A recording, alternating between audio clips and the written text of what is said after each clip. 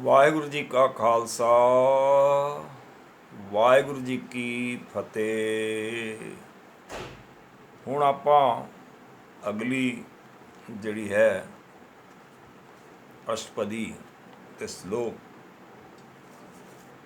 ਉਸ ਦਾ ਵਿਚਾਰ ਆਪ ਜੀ ਦੇ ਅੱਗੇ ਰੱਖਾਂਗਾ। ਸ਼ਲੋਕ। ਆਦਿ ਸੱਚ, ਆਦਿ ਤੋਂ ਸੱਚ ਹੈ, ਜੁਗਾਦ ਸੱਚ, जुगा तो सच है भी सच, हुणे भी सच है, नानक होसी भी सच। नानक पंचम पातशाह ਜਿਹੜੇ ਨੇ ਅੱਗੇ ਵਾਸਤੇ ਵੀ ਆਖ ਰਹੇ ਨੇ ਇਹ ਸੱਚ ਹੋਏਗਾ। ਸੱਚ ਕਦੀ ਖਤਮ ਨਹੀਂ ਹੋਣ ਵਾਲਾ ਹੈ, ਗੁਰੂ ਸਾਹਿਬ ਦੱਸ ਰਹੇ ਨੇ।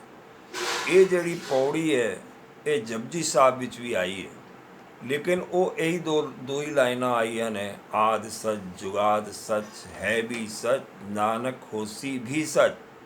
ये एज इट इज़ ਜਿਹੜੀ ਹੈ ਇੱਥੇ ਪੰਚਮ ਪਾਤਸ਼ਾਹ ਨੇ ਰੱਖੀ ਹੈ ਸ਼ਲੋਕ ਦੇ ਰੂਪ ਵਿੱਚ।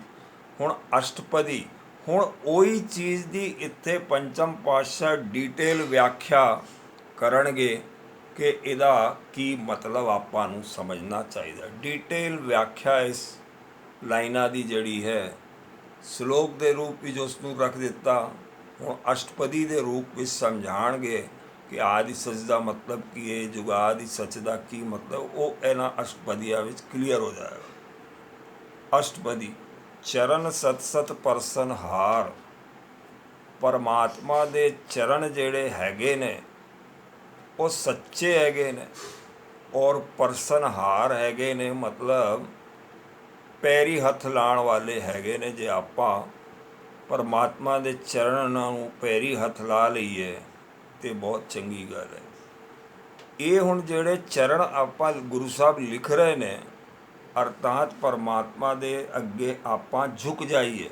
ਪਰਮਾਤਮਾ ਕੋਈ ਰੂਪ ਨਹੀਂ ਹੈਗਾ, ਕੋਈ ਬੰਦੇ ਜਿਹੇ ਚਰਨ ਨਹੀਂ ਹੈਗੇ ਨੇ ਉੱਥੇ ਉਹਦੇ, ਲੇਕਿਨ ਇਹ ਅੰਦਰ ਜਿਹੜੀ ਗੱਲ ਹੈ ਸਾਡੇ ਚੱਲ ਰਹੀ ਹੈ, ਸਮਝਾ ਰਹੇ ਨੇ ਕਿ ਸਪਿਰਿਚੁਅਲੀ ਆਪਾਂ ਨੂੰ ਪਰਮਾਤਮਾ ਦੇ ਚਰਨ ਅਰਥਾਤ ਉਹਦਾ ਨਾਮ ਜਪਣਾ ਹੈ, ਔਰ ਫਿਜ਼ੀਕਲੀ ਭਾਸ਼ਾ ਵਿੱਚ ਇਹ ਗੱਲ ਦੱਸ ਰਹੇ ਨੇ ਕਿ ਬਈ ਉਹਦੇ ਚਰਨ ਫੜੋ ਅਰਥਾਤ ਉਹਦੇ ਅੱਗੇ ਝੁਕੋ। ਇਹ ਲੈਂਗੁਏਜ ਹੈਗੀ ਉਹ ਸਾਨੂੰ ਸਮਝਾਉਣ ਵਾਸਤੇ ਹੈ, ਲੇਕਿਨ ਅੰਦਰ ਵਿੱਚ ਕੀ ਚੱਲ ਰਿਹਾ ਹੈ ਕਿ ਬਈ ਉਹਦੇ ਫੜ ਲਓ, ਯਾਦ ਕਰੋ। ਦਰਸ਼ਨ ਸਤ ਸਤ ਪੇਖਣ ਹਾਰ। ਉਹਦੇ ਦਰਸ਼ਨਾਂ ਦੇ ਵੇਖਣੇ ਵੀ ਸੱਚੇ ਦਰਸ਼ਨ ਉਹਦੇ ਦੇਖਣੇ ਚਾਹੀਦੇ ਨੇ ਆਪਾਂ ਨੂੰ, ਅਰਥਾਤ ਬਾਹਰ ਵੀ ਜੋ ਪਸਾਰਾ ਪਸਰਿਆ ਹੋਇਆ ਹੈ ਉਹ ਸੱਚ ਦਾ ਪਸਾਰਾ, ਜਿਸ ਤਰ੍ਹਾਂ ਪਿਛਲੀ ਪੌੜੀ ਵਿੱਚ ਦੱਸਿਆ ਹੈ, ਉਹ ਸਾਰਾ ਕੁਝ ਆਪਾਂ ਨੂੰ ਵੇਖਣਾ ਚਾਹੀਦਾ। ਆਪਾਂ ਨਾ ਵੀ ਕੋਸ਼ਿਸ਼ ਕਰੀਏ ਤਾਂ ਵੀ ਉਹ ਵਿਖਦਾ ਹੈ। ਜਿਸ ਤਰ੍ਹਾਂ ਹੀ ਆਪਾਂ ਘਰੋਂ ਬਾਹਰ ਨਿਕਲਦੇ ਹਾਂ ਤੇ ਸਾਰੀ ਚੀਜ਼ ਦ੍ਰਿਸ਼ਟਮਾਨ ਹੁੰਦੀ ਹੈ। ਸੂਰਜ ਅਤੇ ਸੂਰਜ ਦਿਖੇਗਾ, ਰਾਤ ਹੋਏਗੀ, ਚੰਦ ਤਾਰੇ ਵਗੈਰਾ ਵਗੈਰਾ ਦਿਖਣਗੇ। ਨਾਮ ਸਤ ਸਤ ਧਿਆਵਨ ਹਾਰ। ਮਹਾਰਾਜ ਲਿਖਦੇ ਨੇ ਨਾਮ ਜਿਹੜਾ ਉਹ ਧਿਆਵਨ ਜੋਗਾ ਹੈਗਾ, ਧਿਆਵਨ ਹਾਰ ਹੈਗਾ। ਉਸਨੂੰ ਦੇਖੋ, ਯਾਦ ਕਰੋ, ਚੇਤੇ ਕਰੋ। ਆਪ ਸਤ ਸਤਧਾਰੀ। ਪਰਮਾਤਮਾ ਆਪ ਸੱਚਾ ਹੈਗਾ ਔਰ ਹਰ ਜਗ੍ਹਾ ਉਹਦਾ ਸੱਚ ਉਸਨੇ ਧਾਰਿਆ ਹੋਇਆ। ਆਪੇ ਗੁਣ, ਆਪੇ ਗੁਣਕਾਰੀ। ਉਹ ਜਿਹੜਾ ਹੈ ਆਪੇ ਹੀ ਉਹਦੇ ਵਿੱਚ ਗੁਣ ਹੈਗੇ ਨੇ ਔਰ ਗੁਣਕਾਰੀ ਬਹੁਤ ਸਾਰੇ ਗੁਣ ਹੈਗੇ ਨੇ। ਸ਼ਬਦ ਸਤ, ਸਤ ਪ੍ਰਭ ਬਖਤਾ। ਸ਼ਬਦ ਜਿਹੜਾ ਹੈ ਉਹ ਸੱਚਾ ਹੈਗਾ। ਵਾਈਬ੍ਰੇਸ਼ਨ ਜਿਹੜੇ ਹੈਗੇ ਨੇ ਉਹ ਸੱਚੇ ਹੈਗੇ ਨੇ ਔਰ ਪ੍ਰਭੂ ਜਿਹੜਾ ਹੈ ਉਹ ਦੱਸਦਾ ਹੈਗਾ। ਸੁਰਤ ਸਤ, ਸਤ ਜਸ ਸੁਨਤਾ। ਸੁਰਤ ਵੀ ਜਿਹੜੀ ਸਾਡੇ ਅੰਦਰ ਹੈ ਉਹ ਸਤ ਨੂੰ ਜਲਦੀ ਪਕੜ ਲੈਂਦੀ ਹੈ। ਇੱਕ ਸੁਰਤ ਜਿਹੜੀ ਹੈ ਉਹ ਪਰਮਾਤਮਾ ਕੋਲ ਵੀ ਹੈਗੀ। ਇਸ ਪ੍ਰਕਾਰ ਦੋਵੇਂ ਸੁਰਤਾਂ, ਇੱਕ ਪਰਮ ਸੁਰਤ ਹੋ ਗਈ, ਇੱਕ ਜਿਹੜੀ ਇੰਡੀਵਿਜੂਅਲ ਦੀ ਜਿਹੜੀ ਹੈਗੀ ਉਹ ਸੁਰਤ ਹੈਗੀ। ਇੰਡੀਵਿਜੂਅਲ ਵਾਲੀ ਸੁਰਤ ਜਿਹੜੀ ਹੈ ਉਹ ਪਰਮ ਸੁਰਤ ਦਾ ਹੀ ਟੁਕੜਾ ਹੈਗੀ। ਜੋ ਚੀਜ਼ਾਂ ਸੁਰਤ ਪਰਸਨਲ ਵਾਲੀ ਵਿੱਚ ਹੈਗੀ ਉਹੀ ਗੁਣ ਪਰਮ ਸੁਰਤ ਵਿੱਚ ਵੀ ਹੈਗੀ, ਪਰਮ ਸੁਰਤ ਵਿੱਚ ਵੀ ਹੈਗੀ। ਬੂਝਨਹਾਰ ਕੋ ਸਤ ਸਭ ਕੋਏ, ਜਿਹੜਾ ਬੂਝ ਜਾਂਦਾ ਹੈ ਉਸ ਨੂੰ ਸਤ ਜਿਹੜਾ ਹੈ ਸਭ ਸਮਝ ਆਉਣ ਲੱਗਦਾ ਹੈ। ਨਾਨਕ ਸਤ ਸਤ ਪ੍ਰਭ ਸੋਏ, ਗੁਰੂ ਮਹਾਰਾਜ ਆਖਦੇ ਨੇ ਕਿ ਪ੍ਰਭੂ ਜਿਹੜਾ ਸਤ ਹੈ ਔਰ ਸਤ ਵਿੱਚ ਸਮਾਇਆ ਹੋਇਆ ਹੈ। ਸਤਪੁਰਖ ਹਿਰਦੇ ਜਿਨ ਮਾਨਿਆ, ਜਿਸਨੇ ਹਿਰਦੇ ਵਿੱਚ ਸੱਚ ਪੁਰਖ ਨੂੰ ਮੰਨ ਲਿਆ, ਕਰਨ ਕਰਾਵਨ ਤਿਲ ਮੂੰਡ ਪਛਾਨਿਆ।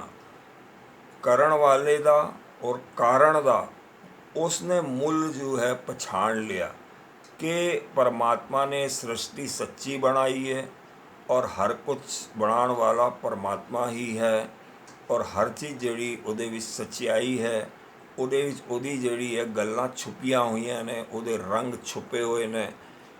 ਜਾ ਕੇ ਹਿਰਦੇ ਵਿਸ਼ਵਾਸ ਪ੍ਰਭ ਆਇਆ, ਜਿਹਦੇ ਹਿਰਦੇ ਵਿੱਚ ਵਿਸ਼ਵਾਸ ਆ ਜਾਂਦਾ ਹੈ ਤਤ ਗਿਆਨ ਤਿਸ ਮਨ ਪ੍ਰਗਟਾਇਆ, ਫਿਰ ਉਹਦੇ ਮਨ ਵਿੱਚ ਗਿਆਨ ਦਾ ਪ੍ਰਗਟਾਵਾ ਹੋ ਜਾਂਦਾ ਹੈਗਾ।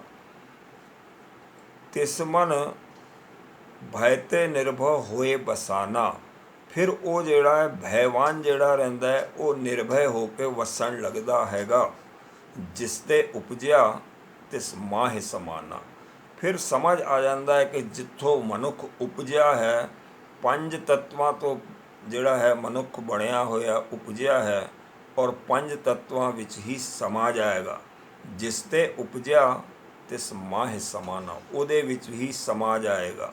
ਨੌਵੇਂ ਪਾਤਸ਼ਾਹ ਕਿਸ ਤਰ੍ਹਾਂ ਲਿਖਦੇ ਨੇ ਇਸ ਗੱਲ ਨੂੰ, ਪਾਂਚ ਤੱਤ ਤੇ ਤਨ ਰਚਿਓ, ਜਾਨਹੁ ਚਤਰ ਸੁਜਾਨ, ਜਿਹਤੇ ਉਪਜਿਆ ਨਾਨਕਾ ਲੀਨ ਰਹੇ ਮੇ ਮਾਨ। ਹੁਣ ਇਹ ਦੋਹਾਂ ਗੱਲਾਂ ਜਿਹੜੀ ਪੰਚਮ ਪਾਤਸ਼ਾਹ ਦੀ ਔਰ ਨਵੇਂ ਪਾਤਸ਼ਾਹ ਦੀ ਹੈ, ਤੱਤਵ ਜਿਹੜਾ ਹੈ ਉਹਨਾਂ ਦੇ ਵਿੱਚ ਇੱਕੋ ਹੈ, ਗਿਆਨ ਇੱਕੋ ਕੇਂਦਰਿਤ ਹੈ।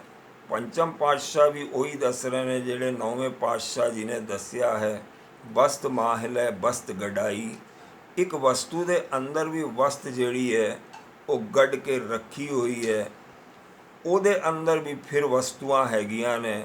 ਇਸ ਪ੍ਰਕਾਰ ਵਸਤ ਮਾਹਿਲੇ ਬਸਤ ਗਡਾਈ, ਤਾਕਉ ਭਿੰਨ ਨਾ ਕਹਿਣਾ ਜਾਈ, ਫਿਰ ਉਹਦੀ ਭਿੰਨਤਾ ਜਿਹੜੀ ਹੈ ਕਹੀ ਨਹੀਂ ਜਾ ਸਕਦੀ। ਮਿੱਟੀ ਦੇ ਅੰਦਰ ਵੀ ਮਿੱਟੀ ਹੈ, ਹੋਰ ਮਿੱਟੀ ਹੈ, ਉਹਦੇ ਅੰਦਰ ਵੀ ਮਿੱਟੀ ਹੈ, ਮਿੱਟੀ ਦੇ ਢੇਰ ਦੇ ਅੰਦਰ ਵੀ ਮਿੱਟੀ ਹੈ। ਫਿਰ ਜੇ ਆਪਾਂ ਖੋਜ ਕਰਾਂਗੇ ਬਸਤ ਮਾਹਿਲੇ ਬਸਤ ਗਡਾਈ, ਅਤੇ ਜੇ ਆਪਾਂ ਹੋਰ ਡਿਟੇਲ ਵਿੱਚ ਜਾਵਾਂਗੇ ਅਤੇ ਹੋਰ ਕਈ ਗੱਲਾਂ ਪਤਾ ਲੱਗਣਗੀਆਂ ਕਿ ਪਾਣੀ ਦੇ ਸਮੁੰਦਰ ਦਾ ਜਿਤਨਾ ਪਾਣੀ ਉਹਦੇ ਅੰਦਰ ਵੀ ਪਾਣੀ ਹੈ, ਹੇਠਾਂ ਤੱਕ ਚਲੇ ਜਾਵਾਂਗੇ ਪਾਣੀ ਪਾਣੀ ਆਪਾਂ ਨੂੰ ਸਮਝ ਆਏਗਾ। ਅਰਥਾਤ ਗਿਆਨ ਦੇ ਅੰਦਰ ਗਿਆਨ ਹੈ, ਪਰਮਾਤਮਾ ਦੇ ਅੰਦਰ ਹੋਰ ਪਰਮਾਤਮਾ, ਫਿਰ ਪਰਮਾਤਮਾ, ਪਰਮਾਤਮਾ ਦੀ ਬਹੁਤ ਸਾਰੀ ਲੇਅਰਸ ਹੈਗੀਆਂ ਨੇ। ਉਹ ਹੌਲੀ ਹੌਲੀ ਇਹ ਗੱਲਾਂ ਆਪਾਂ ਨੂੰ ਸਮਝ ਆਉਣਗੀਆਂ। ਤਾਕਉ ਭਿੰਨ ਨਾ ਕਹਿਣਾ ਜਾਏ, ਉਹਦੀ ਭਿੰਨਤਾ ਕੋਈ ਨਹੀਂ ਹੈ, ਅਲਗਾਓ ਨਹੀਂ ਹੈ। ਇਹ ਸਰਫੇਸ ਵਿੱਚ ਜਿਹੜਾ ਪਾਣੀ ਹੈ ਉਹ ਵੀ ਉਹੀ ਪਾਣੀ ਜਿਹੜਾ ਹੇਠਾਂ ਹੈ ਔਰ ਕਈ ਤਲਾਂ ਵਿੱਚ ਹੈ, ਉਹਨਾਂ ਦੇ ਵਿੱਚ ਕੋਈ ਭਿੰਨਤਾ ਨਹੀਂ ਹੈ, ਅਲਗਾਓ ਨਹੀਂ ਹੈ, ਅਲੱਗ ਅਲੱਗ ਨਹੀਂ ਹੈ, ਸੇਮ ਚੀਜ਼ ਹੈ। ਬੂਝੇ ਬੂਝਨ ਹਾਰ ਵਿਵੇਕ, ਚਾਹੇ ਤੁਸੀਂ ਸਰਫੇਸ ਨੂੰ ਦੇਖ ਕੇ ਸਮਝ ਲਿਓ ਕਿ ਪਾਣੀ ਹੇਠਾਂ ਤੱਕ ਜਾਵਾਂਗੇ ਤਾਂ ਵੀ ਪਰਮਾਤਮਾ ਦੀ ਬਣਾਈ ਹੋਈ ਚੀਜ਼ ਜੋ ਤੁਹਾਨੂੰ ਦਿਖ ਰਹੀ ਉਸ ਨੂੰ ਵੇਖ ਲਓ ਜਾਂ ਹੋਰ ਡੀਪ ਵਿੱਚ ਜਾ ਕੇ ਦੇਖ ਲਓ, ਕੋਈ ਭਿੰਨਤਾ ਨਜ਼ਰ ਨਹੀਂ ਆਏਗੀ। ਅਰਥਾਤ ਜਿਤਨੀ ਸਾਡੀ ਸੁਰਤ ਅੰਦਰ ਤੱਕ ਜਾ ਸਕਦੀ ਹੈ ਜਾਏਗੀ, ਪਤਾ ਇਹੀ ਲੱਗੇਗਾ ਕਿ ਕੋਈ ਭਿੰਨਤਾ ਨਹੀਂ ਹੈ। ਆਪਾਂ ਅੰਦਰ ਬੂਝੇ ਬੂਝਨ ਹਾਰ ਵਿਵੇਕ, ਜੋ ਗਿਆਨੀ ਵਿਅਕਤੀ ਹੈ ਉਹ ਸਮਝ ਜਾਏਗਾ। ਨਾਰਾਇਣ ਮਿਲੇ ਨਾਨਕ ਏਕ, ਜੇ ਨਾਨਕ ਕਹਿੰਦੇ ਨੇ ਇੱਕ ਹੀ ਨਾਰਾਇਣ ਹੈ ਹਰ ਜਗ੍ਹਾ। ਠਾਕਰ ਕਾ ਸੇਵਕ ਆਗਿਆਕਾਰੀ, ਠਾਕੁਰ ਦੀ ਜਿਹੜਾ ਸੇਵਾ ਯਾਦ ਕਰਨ ਵਾਲਾ ਹੈ ਉਹ ਆਗਿਆਕਾਰੀ ਹੋ ਜਾਂਦਾ ਹੈ। ਠਾਕੁਰ ਕਾ ਸੇਵਕ ਸਦਾ ਪੁਜਾਰੀ, ਠਾਕੁਰ ਦੀ ਜਿਹੜੀ ਸੇਵਾ ਕਰਦਾ ਅਰਥਾਤ ਸਿਮਰਨ ਕਰਦਾ, ਯਾਦ ਕਰਦਾ, ਉਹ ਸਮਝੋ ਕਿ ਹਮੇਸ਼ਾ ਪੂਜਾ ਹੀ ਕਰ ਰਿਹਾ ਹੈ। ਠਾਕੁਰ ਕੇ ਸੇਵਕ ਕੇ ਮਨ ਪ੍ਰਤੀਤ, ਠਾਕੁਰ ਦਾ ਜਿਹੜਾ ਯਾਦ ਕਰਨ ਵਾਲਾ ਹੈ, ਸੇਵਾਦਾਰ ਹੈ, ਉਹਦੇ ਮਨ ਵਿੱਚ ਠਾਕੁਰ ਦੇ ਪ੍ਰਤੀ ਪਿਆਰ ਬਹਿ ਜਾਂਦਾ ਹੈ। ਠਾਕੁਰ ਕੇ ਸੇਵਕ ਕੀ ਨਿਰਮਲ ਰੀਤ, ਫਿਰ ਠਾਕੁਰ ਦਾ ਜਿਹੜਾ ਸੇਵਕ ਹੈਗਾ ਉਹਦੀ ਰੀਤ ਜਿਹੜੀ ਹੈ ਨਿਰਮਲ ਹੋ ਜਾਂਦੀ ਹੈ। ਠਾਕੁਰ ਕੋ ਸੇਵਕ ਜਾਣੈ ਸੰਗ, ਹੁਣ ਠਾਕੁਰ ਔਰ ਸੇਵਕ ਜਿਹੜਾ ਹੈ ਇੱਕੋ ਨਾਲ ਹੋ ਜਾਂਦੇ ਨੇ, ਸੰਗ ਸੰਗ ਹੋ ਜਾਂਦੇ ਨੇ। ਪ੍ਰਭ ਕਾ ਸੇਵਕ ਨਾਮ ਕੇ ਰੰਗ, ਪ੍ਰਭੂ ਦਾ ਜਿਹੜਾ ਸੇਵਕ ਹੈ ਉਹ ਨਾਮ ਦੇ ਰੰਗ ਵਿੱਚ ਰੰਗੀ ਜਾਂਦਾ ਹੈ। ਸੇਵਕ ਕੋ ਪ੍ਰਭ ਪਾਲਨ ਹਾਰਾ। ਹੁਣ ਜਿਹੜਾ ਸੇਵਕ ਹੈ ਪ੍ਰਭੂ ਹੀ ਉਸ ਨੂੰ ਪਾਲਦਾ ਹੈ। ਸੇਵਕ ਕੀ ਰਾਖੇ ਨਿਰੰਕਾਰਾ, ਸੇਵਕ ਨੂੰ ਰੱਖਣ ਵਾਲਾ ਨਿਰੰਕਾਰ ਹੈਗਾ। ਸੋ ਸੇਵਕ ਜਿਸ ਦਇਆ ਪ੍ਰਭ ਧਾਰੇ, ਉਹੀ ਸੇਵਕ ਬਣ ਸਕਦਾ ਹੈ ਜੋ ਉਸ ਦੀ ਦਇਆ ਜਿਸ ਦੇ ਉੱਤੇ ਪਰਮਾਤਮਾ ਦੀ ਹੋ ਜਾਂਦੀ ਹੈ। ਨਾਨਕ ਸੋ ਸੇਵਕ ਸਾਸ ਸਾਸ ਸਮਾਰੇ, ਉਹ ਜਿਹੜਾ ਹੈ ਸੇਵਕ ਨੂੰ ਸਾਸ ਸਾਸ ਸੰਭਾਲ ਕੇ ਰੱਖਦਾ ਹੈ। ਸੇਵਕ ਮਤਲਬ ਯਾਦ ਕਰਨ ਵਾਲਾ। ਆਪਣੇ ਜਨ ਕਾ ਪਰਦਾ ਢਾਕੇ, ਆਪਣੇ ਜਨਾਂ ਦਾ ਜਿਹੜਾ ਹੈ ਉਹ ਪਰਦਾ ਢੱਕ ਕੇ ਰੱਖਦਾ ਹੈ। ਆਪਣੇ ਸੇਵਕ ਕੀ ਸਰ ਪਰ ਰਾਖੇ, ਆਪਣਾ ਜਿਹਦਾ ਉਹਦਾ ਸੇਵਕ ਠਾਕੁਰ ਦਾ, ਉਸ ਨੂੰ ਆਪਣਾ ਸਰਤਾਜ ਬਣਾ ਕੇ ਰੱਖਦਾ, ਸਰ ਪਰ ਰਾਖੇ, ਉਹਨੂੰ ਉੱਤੇ ਰੱਖਦਾ ਹੈ। ਆਪਣੇ ਦਾਸ ਕੋ ਦੇ ਵਡਾਈ, ਉਹਦਾ ਜਿਹੜਾ ਦਾਸ ਹੈ ਜਾਂ ਸੇਵਕ ਹੈ ਉਹਨੂੰ ਵਡਿਆਈ ਦਿੰਦਾ ਹੈ। ਆਪਣੇ ਸੇਵਕ ਕੋ ਨਾਮ ਜਪਾਈ, ਆਪਣੇ ਸੇਵਕ ਨੂੰ ਜਿਹੜਾ ਹੈ ਨਾਮ ਵੀ ਜਪਵਾਉਂਦਾ ਰਹਿੰਦਾ ਹੈ। ਆਪਣੇ ਸੇਵਕ ਕੀ ਆਪ ਪਤ ਰਾਖੇ, ਉਹਦਾ ਜਿਹੜਾ ਸੇਵਕ ਹੈ ਉਹਦੀ ਇੱਜ਼ਤ ਉਹ ਆਪ ਹੀ ਰੱਖਦਾ ਹੈਗਾ। ਤਾਂ ਕਿ ਗਤਮਿਤ ਕੋਈ ਨਾ ਲਾਖੇ, ਉਸ ਸੇਵਕ ਦੀ ਗਤਮਿਤ ਜਿਹੜੀ ਹੈ ਕੋਈ ਲਿਖ ਨਹੀਂ ਸਕਦਾ। ਪ੍ਰਭ ਕੇ ਸੇਵਕ ਕੋ ਨਾ ਪਹੁੰਚੇ, ਪ੍ਰਭੂ ਦਾ ਜਿਹੜਾ ਸੇਵਕ ਰਹਿੰਦਾ ਹੈ ਉਸ ਦੇ ਕੋਲ ਤੱਕ ਵੀ ਕੋਈ ਪਹੁੰਚਣਾ ਹੁਣ ਮੁਸ਼ਕਿਲ ਹੋ ਜਾਂਦਾ ਹੈ। ਜਦ ਉਹ ਪੂਰੀ ਸੀੜੀਆਂ ਚੜ੍ਹ ਜਾਂਦਾ ਹੈ, ਉਹ ਗੁਰੂ ਨਾਨਕ ਬਣ ਜਾਂਦਾ ਹੈ, ਸੰਤ ਬਣ ਜਾਂਦਾ ਹੈ, ਮਹਾਤਮਾ ਬਣ ਜਾਂਦਾ, ਫਿਰ ਉਸ ਤੱਕ ਪਹੁੰਚਣਾ ਵੀ ਉਤਨੀ ਉੱਚੀ ਸਪਿਰਿਚੁਅਲੀ ਪਹੁੰਚਣਾ ਔਖਾ ਹੋ ਜਾਂਦਾ। ਪ੍ਰਭ ਕੇ ਸੇਵਕ ਊਚ ਤੇ ਉੱਚੇ, ਪ੍ਰਭੂ ਦੇ ਜਿਹੜੇ ਸੇਵਕ ਰਹਿੰਦੇ ਨੇ ਉਹ ਉੱਚੇ ਤੋਂ ਉੱਚੇ ਰਹਿੰਦੇ ਨੇ। ਜੋ ਪ੍ਰਭ ਆਪਣੀ ਸੇਵਾ ਲਾਇਆ, ਨਾਨਕ ਸੋ ਸੇਵਕ ਦਹਿ ਦਿਸ ਪ੍ਰਗਟਾਇਆ। ਪ੍ਰਭੂ ਜਿਸ ਨੂੰ ਆਪਣੀ ਸੇਵਾ ਵਿੱਚ ਲਾਂਦਾ ਹੈ, ਗੁਰੂ ਨਾਨਕ ਦੇਵ ਜੀ ਜਾਂ ਪੰਚਮ ਪਾਤਸ਼ਾਹ ਆਖਦੇ ਨੇ, ਉਹ ਦਸਾਂ ਦਿਸ਼ਾਵਾਂ ਵਿੱਚ ਹੌਲੀ ਹੌਲੀ ਉਸ ਦਾ ਪ੍ਰਗਟਾਵਾ ਵੀ ਹੋ ਜਾਂਦਾ ਹੈ। ਨੀਕੀ ਕੀੜੀ ਮਹਿਕਲ ਰਾਖੇ, ਨਿੱਕੀ ਜਿਹੀ ਜਿਹੜੀ ਇਹ ਕੀੜੀ ਹੈਗੀ ਉਸ ਨੂੰ ਰੱਖ ਲੈਂਦਾ ਹੈ। ਭਸਮ ਕਰੇ ਲਸ਼ਕਰ ਕੋਟ ਲਾਖੇ, ਔਰ ਕਰੋੜਾਂ ਦਾ ਲਸ਼ਕਰ ਹੈ, ਲੱਖਾਂ ਕਰੋੜਾਂ ਦੀ ਜਿਹੜੀ ਫੌਜ ਹੈਗੀ ਉਸ ਨੂੰ ਭਸਮ ਕਰ ਸਕਦਾ ਹੈ। ਪਰਮਾਤਮਾ ਵਿੱਚ ਇਤਨੀ ਸ਼ਕਤੀ ਹੈ। ਜਿਸ ਕਾ ਸਾਥ ਨ ਕਾਢਤ ਆਤ, ਜਿਹਦਾ ਸਾਹ ਉਹ ਨਹੀਂ ਕੱਢਦਾ ਉਸ ਨੂੰ ਆਪਣੇ ਹੱਥ ਦੇ ਕੇ ਰੱਖਦਾ ਹੈ। ਤਾਕਉ ਰਾਖਤ ਦੇ ਕਰ ਹਾਥ, ਉਸ ਨੂੰ ਆਪਣਾ ਹੱਥ ਦੇ ਕਰ ਪਰਮਾਤਮਾ ਰੱਖ ਲੈਂਦਾ ਹੈ। ਮਾਨਸ ਜਤਨ ਕਰਤ ਬਹੁ ਭਾਂਤ, ਮਾਨਸ ਜਿਹੜੇ ਕਈ ਕਿਸਮ ਦੇ ਯਤਨ ਕਰਦਾ ਰਹਿੰਦਾ ਹੈ, ਅਨੇਕਾਂ ਭਾਂਤੀ ਨਾਲ ਕਈ ਯਤਨ ਕਰਦਾ ਹੈ। ਤਿਸਕੇ ਕਰਤੱਵ ਬਿਰਥੇ ਜਾਤ, ਉਹਦੇ ਜਿਤਨੇ ਵੀ ਕਰਤੱਵ ਹੈਗੇ ਨੇ ਉਹ ਬੇਕਾਰ ਚਲੇ ਜਾਂਦੇ ਨੇ। ਮਾਰੇ ਨ ਰਾਖੇ ਅਵਰ ਨ ਕੋਏ, ਮਾਰਨ ਔਰ ਰੱਖਣ ਵਾਲਾ ਸਿਰਫ ਇੱਕ ਔਰ ਇੱਕ ਪਰਮਾਤਮਾ ਹੈ, ਹੋਰ ਕੋਈ ਉਸ ਨੂੰ ਮਾਰ ਨਹੀਂ ਸਕਦਾ। ਸਰਬ ਜੀਆਂ ਕਾ ਰਾਖਾ ਸੋਏ, ਉਹੀ ਸਾਰੇ ਜੀਆਂ ਦਾ ਰੱਖਣ ਵਾਲਾ ਵੀ ਹੈ। ਕਾਹੇ ਸੋਚ ਕਰੇ ਰੇ ਪ੍ਰਾਣੀ, ਹੈ ਪ੍ਰਾਣੀ ਤੂੰ ਕਿਉਂ ਸੋਚ ਕਰਦਾ ਰਹਿੰਦਾ ਵਿਅਰਥ ਦੀ। ਜਪ ਨਾਨਕ ਪ੍ਰਭ ਅਲਖ ਵਿਡਾਣੀ, ਉਸ ਜੋ ਨਾ ਹੀ ਲਿਖਿਆ ਜੋ ਨਹੀਂ ਲਿਖਿਆ ਜਾਂਦਾ ਅਰਥਾਤ ਪ੍ਰਭੂ ਉਹ ਅਲਖ ਹੈ, ਲਿਖਿਆ ਜਾ ਹੀ ਨਹੀਂ ਸਕਦਾ। ਜਿੰਨੀ ਵੀ ਗੱਲਾਂ ਲਿਖੀਆਂ ਗਈਆਂ ਨੇ ਉਹਦੇ ਬਾਰੇ ਵਿੱਚ ਅਲੇ ਉਹ ਬਹੁਤ ਘੱਟ ਹੈਗੀਆਂ ਨੇ। ਬਾਰੰਬਾਰ ਬਾਰ ਪ੍ਰਭ ਜਪੀਏ, ਬਾਰ ਬਾਰ ਉਸ ਪ੍ਰਭੂ ਦਾ ਨਾਮ ਜਪਣ ਨਾਲ ਅੰਮ੍ਰਿਤ ਜਿਹੜਾ ਹੈ ਨਾ ਉਹ ਪ੍ਰਾਪਤ ਹੁੰਦਾ। ਪੀ ਅੰਮ੍ਰਿਤ ਇਹ ਮੰਤਨ ਧਪੀਏ, ਉਸ ਤਰ੍ਹਾਂ ਦਾ ਅੰਮ੍ਰਿਤ ਪੀਓ ਔਰ ਮਨ ਔਰ ਤਨ ਵਿੱਚ ਉਸ ਦਾ ਸੰਚਾਰ ਕਰੋ। ਉਸ ਅੰਮ੍ਰਿਤ ਦਾ ਬਾਰ ਬਾਰ ਜਪਣ ਨਾਲ ਜਿਹੜਾ ਮਿਲਦਾ ਹੈ, ਅਰਥਾਤ ਜੋ ਮਨੁੱਖ ਬਾਰ ਬਾਰ ਪ੍ਰਭੂ ਦਾ ਨਾਮ ਜਪੇਗਾ ਉਸ ਨੂੰ ਇੱਕ ਅੰਮ੍ਰਿਤ ਦੀ ਪ੍ਰਾਪਤੀ ਹੁੰਦੀ ਹੈ ਔਰ ਇਹ ਅੰਮ੍ਰਿਤ ਉਹਦੀ ਜੀਵਾ ਦੇ ਹੇਠਾਂ ਆ ਜਾਂਦਾ ਹੈ ਔਰ ਮਨ ਔਰ ਤਨ ਉਹਦੇ ਨਾਲ ਠੀਕ ਹੋ ਜਾਂਦਾ ਹੈ। ਨਾਮ ਰਤਨ ਜਿਨ ਗੁਰਮੁਖ ਪਾਇਆ, ਐਸੇ ਵਿਅਕਤੀ ਜੋ ਗੁਰੂ ਨੂੰ ਮੁੱਖ ਮੰਨਦੇ ਨੇ ਉਹਨਾਂ ਨੇ ਰਾਮ ਨਾਮ ਦੇ ਰਤਨ ਨੂੰ ਪ੍ਰਾਪਤ ਕਰ ਲਿਆ ਹੈ। ਉਹਨਾਂ ਨੂੰ ਸੋਝੀ ਹੋ ਗਈ ਹੈ ਕਿ ਨਾਮ ਕੀ ਹੈ ਕੀ ਨਹੀਂ ਹੈ। ਪੂਰੀ ਗੱਲਾਂ ਉੱਥੇ ਪਿੱਛੇ ਸਮਝਾਈਆਂ ਨੇ ਕਈ ਅਸ਼ਟਪਦੀਆਂ ਵਿੱਚ। ਤਿਸਕਿਚ ਅਵਰ ਨਾਹੀ ਦ੍ਰਿਸ਼ਟ ਆਏ, ਹੋਰ ਕੁਛ ਵੀ ਚੀਜ਼ ਦ੍ਰਿਸ਼ਟੀ ਨਹੀਂ ਆਉਂਦੀ, ਸਿਰਫ ਉਸ ਪਰਮਾਤਮਾ ਦੀ। ਆਪਾਂ ਇਹਦੀ ਕਊਆ ਦੇਖੀ, ਚਿੜੀਆ ਦੇਖੀ ਤੇ ਆਪਾਂ ਨੂੰ ਇਹੀ ਦਿਖਣਾ ਚਾਹੀਦਾ ਕਿ ਇਹ ਪਰਮਾਤਮਾ ਦਾ ਇੱਕ ਰੂਪ ਹੈ। ਨਾਮ ਧਨ ਨਾਮੋ ਰੂਪ ਰੰਗ, ਨਾਮ ਹੀ ਧਨ ਹੈ, ਉਹ ਨਾਮ ਹੀ ਰੂਪ ਰੰਗ ਹੈ ਪਰਮਾਤਮਾ ਦਾ। ਨਾਮੋ ਸੁਖ, ਹਰ ਨਾਮ ਕਾ ਸੰਗ, ਨਾਮ ਹੀ ਸੁਖ ਦੇਣ ਵਾਲਾ ਹੈ और हरि का नाम ही संग जाएगा। नाम रस जो जन तृप्ता ने, जो जने नाम ਦੇ ਰਸ ਵਿੱਚ ਤ੍ਰਿਪਤ ਹੋ ਗਏ ਅਰਥਾਤ ਉਹਦੇ ਵਿੱਚ ਵੜ ਗਏ ਜਾਂ ਨਾਮ ਉਹਨਾਂ ਦੇ ਮਨ ਵਿੱਚ ਵੜ ਗਿਆ। ਮਨ ਤਨ ਨਾਮੈ ਨਾਮ ਸਮਾਨੇ, ਉਹਨਾਂ ਦਾ ਮਨ ਉਹਨਾਂ ਦਾ ਤਨ ਨਾਮ ਵਿੱਚ ਸਮਾ ਜਾਂਦਾ ਹੈ। ਉਠਤ ਬੈਠਤ ਸੋਵਤ ਨਾਮ, ਉਹ ਉੱਠਦੇ ਬੈਠਦੇ ਸਦਾ ਨਾਮ ਨੂੰ ਵੇਖਦੇ ਨੇ, ਬੋਲਦੇ ਨੇ। ਬੋਲਣਾ ਕੋਈ ਜ਼ਰੂਰੀ ਨਹੀਂ ਹੈ। ਜੋ ਵੀ ਚੀਜ਼ ਆਪਣੇ ਚਾਰੋਂ ਪਾਸੇ ਖਿਲਰੀ ਹੋਈ ਉਹ ਸੱਤ ਦਾ ਪਸਾਰਾ ਹੈ, ਉਹ ਨਾਮ ਦਾ ਪਸਾਰਾ ਹੈ। ਕਹੋ ਨਾਨਕ ਜਨ ਕੈ ਸਦ ਕਾਮ, ਨਾਨਕ ਕਹਿੰਦੇ ਨੇ ਭਾਈ ਜਿਹੜਾ ਵੀ ਕੰਮ ਕਰਨਾ ਜਨ ਨੇ ਉਹ ਨਾਮ ਜਪੇ। ਬੋਲੋ ਰਸ ਬੋਲੋ ਜਸ ਜੇਵਾ ਦਿਨ ਰਾਤ, ਉਸ ਦੀ ਰਸ ਉਹਦਾ ਜਸ ਜਿਹੜਾ ਹੈ ਦਿਨ ਰਾਤ ਬੋਲੀ ਜਾਓ, ਉਹ ਨਾਮ ਦੇ ਬਰਾਬਰ ਹੋ ਜਾਏਗਾ। ਪ੍ਰਭ ਆਪਣੇ ਜਨ ਕੀਨੋ ਦਾਤ, ਪ੍ਰਭੂ ਜਿਹੜਾ ਆਪਣਾ ਹੈ ਉਸ ਨੇ ਦਾਤ ਦਿੱਤੀ ਹੋਈ ਹੈ, ਤੁਹਾਨੂੰ ਸਮਝਾਇਆ ਹੋਇਆ ਹੈ। ਤੁਸੀਂ ਸਮਝ ਕੇ ਅੱਗੇ ਨੂੰ ਵਧਾਓ।